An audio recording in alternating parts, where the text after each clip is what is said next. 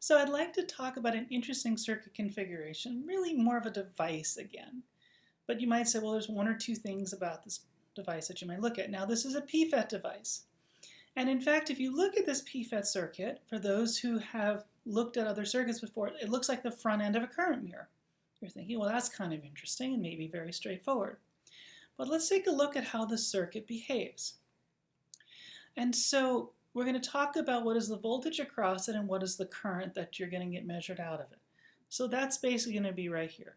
Now, this is a pFET.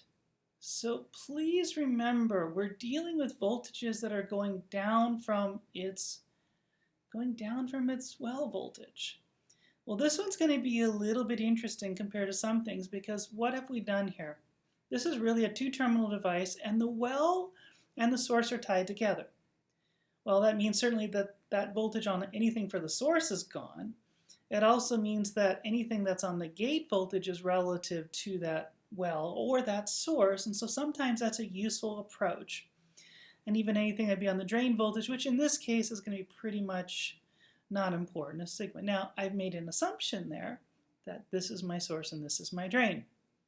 So initially, when voltage, this V is greater than 0, that is absolutely true, because that will be my source, that will be my drain. The drains are typically lower. In that particular case for this structure, I actually get a very interesting curve where current is a function of voltage given the way I've defined it. Again, voltage is looking down from the well, so that kind of gives me something that looks like almost a classical MOSFET curve. And so if I look at this, I've got sort of this, if I look at the curve, sort of an initial amount before it hits saturation, then it basically is this nice exponential all the way up. And you think, oh, okay, it's a nice exponential due to this, what almost looks like a gate sweep. And in fact, if you curve fit it, it's kappa over UT. Everything is cool. There's nothing more to say. We should just be done with the video. Except, what happens when that voltage goes the other way?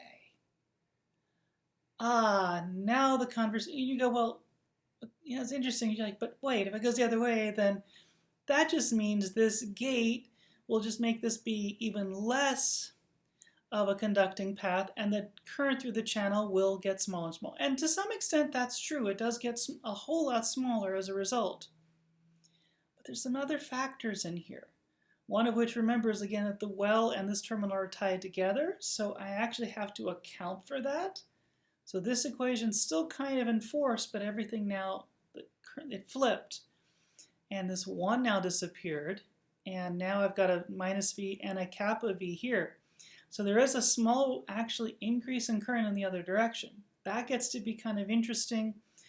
In many times the way that you operate these devices with very, very low threshold voltages, you might rarely see that, but this is actually an interesting point. It is true right at the crossover point that it is actually, you do get a small region where it's ohmic, and it gives you a very high resistance there. In this case, it's about 4 gigohms. You're thinking, okay, that might be useful over a very tiny range.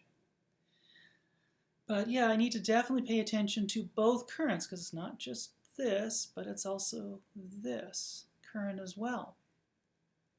And eventually this current becomes significant. And what is this current?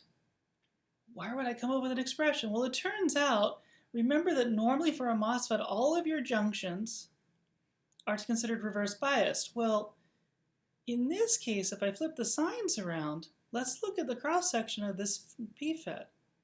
Well, there's an N-well here. There's an N plus to tie it down properly, as one would always do. And then there's these P plus regions for the source and drain junction. Well, notice I got P plus and an N-well. What happens when I change the bias here? Well, all of a sudden, if I make this negative, I've got forward bias from this P plus down to the N-well. Right, so that makes this a little more interesting.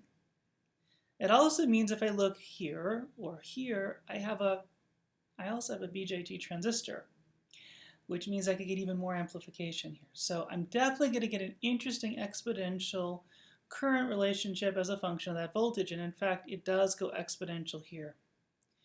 So this is really an interesting device, and it's kind of interesting to see the different properties. One of the things that is quite fascinating about this device is it is often used in a place where I want to have a very high impedance at a bias point. So, say 4 gigaohms, maybe teraohms, depending on, again, my device, my process. This was a device that had a threshold voltage of 0.25 volts, so that's probably what you'd expect. If you're in a process like half a volt, then teraohms are certainly believable. But on the other hand, if I get far away from that equilibrium point, I have a lot of current that does what? It brings me back to that equilibrium current. And this turns out to be a very, very useful structure for actually doing on-chip, extremely large resistors, because maybe that puts it, at a far lower corner frequency than I would otherwise need to deal with. And yet at the same time, guess what? If I get far away from it, it quickly returns back to its equilibrium point.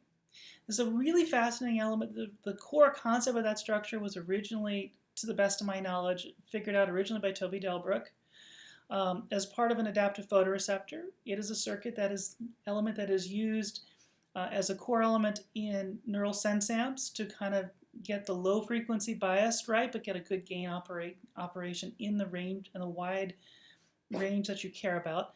And a bunch of other places over the last, I'd say 20, 25 years, people have started to at least go, this is a very interesting concept and device approach. And so what seems like a very innocuous structure and a kind of almost weird little circuit and device property turns out to be very, very valuable across the realm of integrated circuits.